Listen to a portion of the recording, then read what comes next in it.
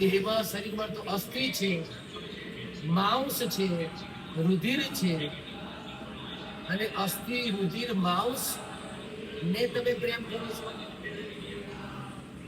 આ પત્ની છાયા શુદ્ધ એટલે પુત્ર વગેરે વગેરે ને વિમુચ છોડી દો. હવે તકલીફ હતી અને તમે જેને પ્રેમ કર્યો, તમે જેનામાં સ્નેહ રાખ્યો, એને તમે સહકાર તો આપ્યો નથી.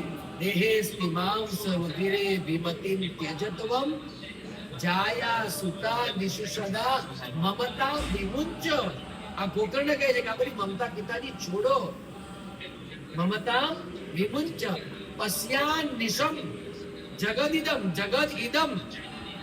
જુઓ તમે, પશ્યાન નિશમ જગદિદમ ક્ષણભંગ નિષ્ઠા. આ ક્ષણભંગુર છે જગત.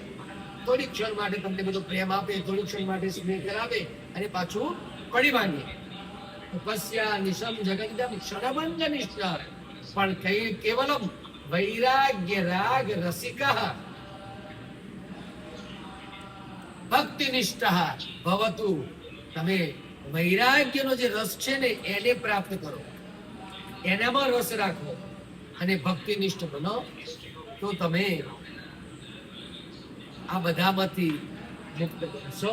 નહીં તો મમત્વ ને મમત્વમાં તમારું જીવન પૂર્ણ થઈ જશે અને તમને કોઈ પ્રકારની મુક્તિ મળશે નહીં.